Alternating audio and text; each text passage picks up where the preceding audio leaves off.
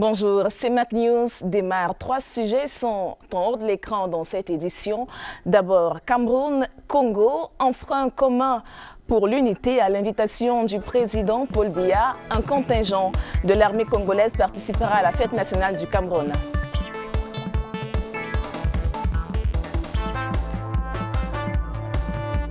Et puis promesse de CFA pour le Congo et la RCA, le président de la Banque africaine de développement était en visite de travail dans les deux pays. Et on parlera également, on dira un mot de sport dans cette édition puisque un au revoir plein d'espoir fait par les Lions, notables du Cameroun, elles prennent la route pour préparer le mondial 2019.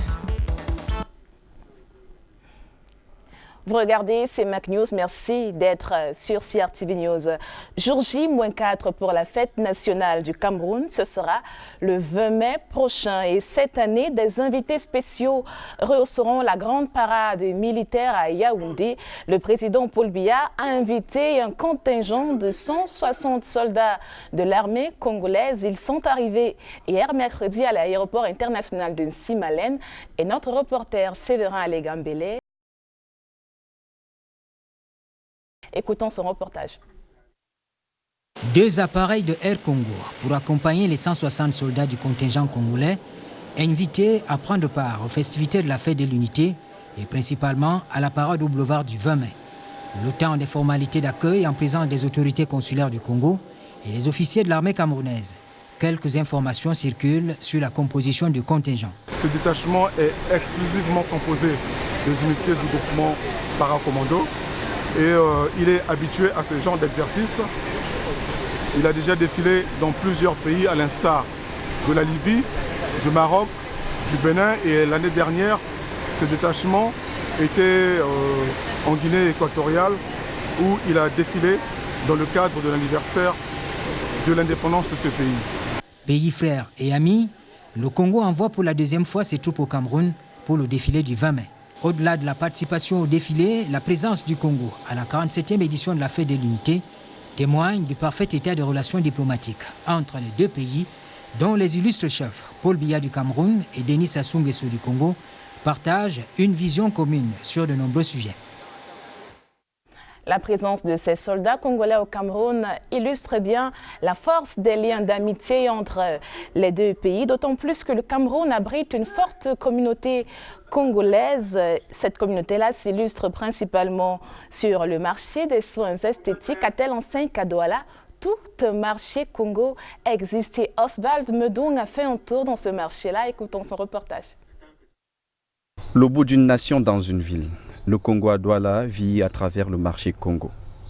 La réputation de cette place marchande traverse aujourd'hui les frontières nationales. Incontournable dans les affaires, le marché Congo n'est plus un marché comme les autres. C'est un marché qui a été créé pour recaser des commerçants du marché central dans les années 75 qui n'avaient pas eu de place au sein du nouveau marché central. Donc on les a installés là provisoirement.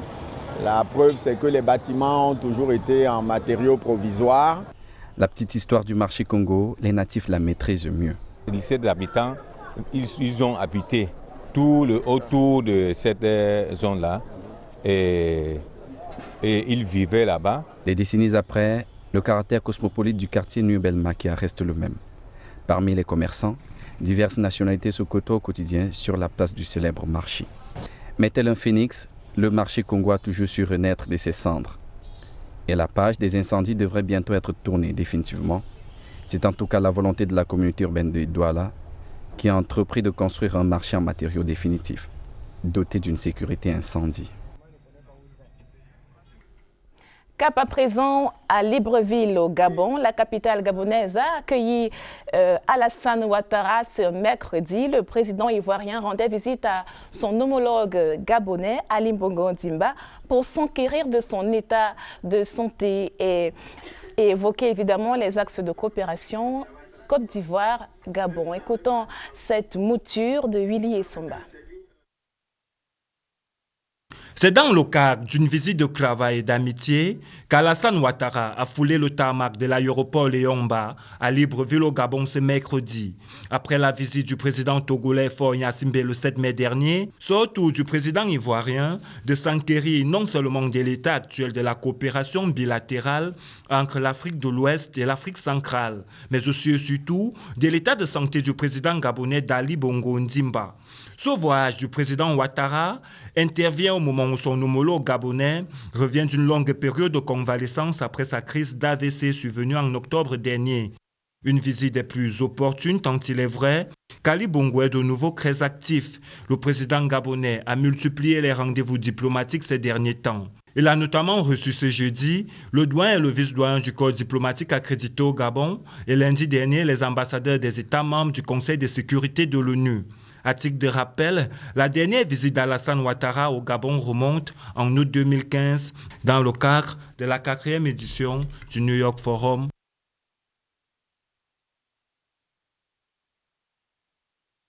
C'est une promesse qui fait sourire à la République centrafricaine. Près de 300 millions de dollars permettra de reconstruire le pays. L'annonce est du président de la Banque africaine de développement, Akinwumi Adesina, était en tournée dans le pays. Il a effectué un bref séjour dans la capitale Bangui et y a rencontré Faustin Archange Touadéra.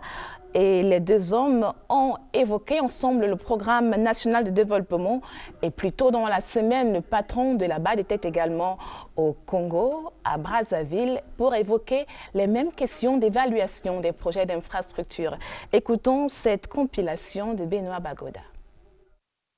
Du baume au cœur de Faustin Archange Touadéra et de Denis Sassou Nguesso lors de la visite du président de la Banque africaine de développement.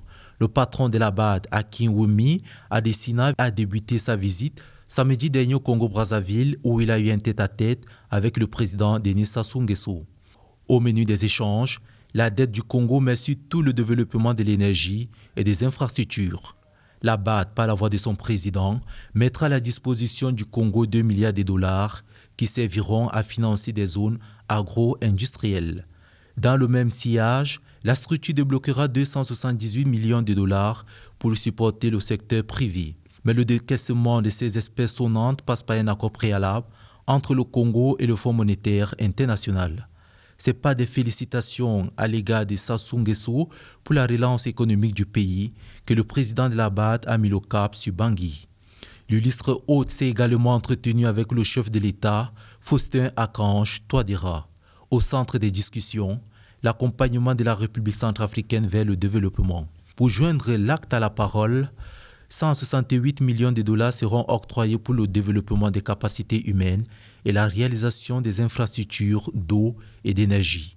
Ces financements, faut-il le rappeler, visent à soutenir les économies centrafricaines et congolaises en perte de vitesse. Moins d'impôts pour contrer la vie chère. Au Tchad, les biens de première nécessité sont désormais exonérés de taxes sur la valeur ajoutée. La mesure du gouvernement tchadien vise à prévenir une inflation en ce mois de Ramadan. Reportage Laurent Bock. Lutter contre l'augmentation des prix, surtout en ce mois de Ramadan, est l'objectif poursuivi par la décision gouvernementale d'exonération de TVA, les denrées alimentaires de première nécessité. Ceci aura pour principale conséquence de permettre à la population d'acheter et de consommer en fonction de sa bourse. L'initiative devrait trouver bon écho auprès du collectif tchadien contre la vie chère qui, dans un communiqué, a dénoncé le comportement des commerçants qui doublent, triplent, voire quadruplent les prix des aliments pendant le Ramadan. Les produits concernés par l'arrêté ministériel sont le riz, la farine, l'huile et les pâtes alimentaires. Il revient au service des douanes et des impôts de mettre en œuvre la nouvelle mesure. Depuis la chute des cours du pétrole en 2014, le Tchad est plongé dans une crise économique dont il peine à sortir. C'est un record sur les marchés financiers de la sous-région. Le Cameroun va mobiliser 100 50 milliards de francs CFA sur les marchés des titres publics de la Banque des États de l'Afrique centrale. La levée de fonds se fera via 3 émissions distinctes d'obligations du Trésor assimilables. Ce sera dès ce mois de mai et les fonds serviront à réaliser plusieurs projets d'infrastructures dans le pays. Et en mode sport, avant de refermer cette édition de CMAC News, elles porteront l'unique drapeau de l'Afrique centrale au Mondial de foot féminin 2019. Elles, ce sont les Lions indomptables.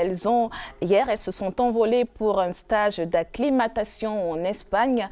Dernière phase de préparation avant le grand rendez-vous de la France en juin prochain. Un au revoir plein d'espoir que nous relate Esther Aimboko.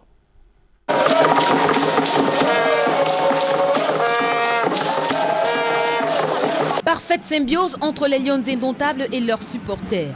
Le stade annexe numéro 1 de l'Omnisport a fait le plein d'œuvre pour dire au revoir aux Lions. La capitaine Marie-Christine et ses coéquipières se sont laissées entraîner par les ovations de la foule venue nombreuse. Des promesses pour ce grand public n'ont pas manqué. Marquer plein de buts. Le Cameroun compte sur moi, compte sur toute l'équipe. Moi, je vais toujours mouiller le maillot, je vais toujours donner le meilleur de moi-même. Les Camerounais y ont toujours cru, ils y croient et portent tous le même message d'encouragement à l'endroit de ces valeureuses ambassadrices du vert ou jaune. À nos grandes sœurs, on leur souhaite beaucoup de courage, de concentration, de détermination et on espère qu'elles vont mouiller le maillot pour que les couleurs du pays soient toujours représentées à l'échelle mondiale. La mobilisation des fans derrière les Lions indomptables interpelle.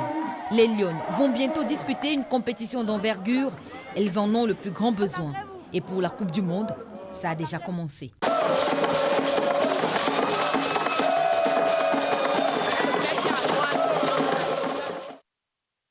Et on y croit tous. Merci d'avoir écouté CMAC News. C'est la fin de cette édition.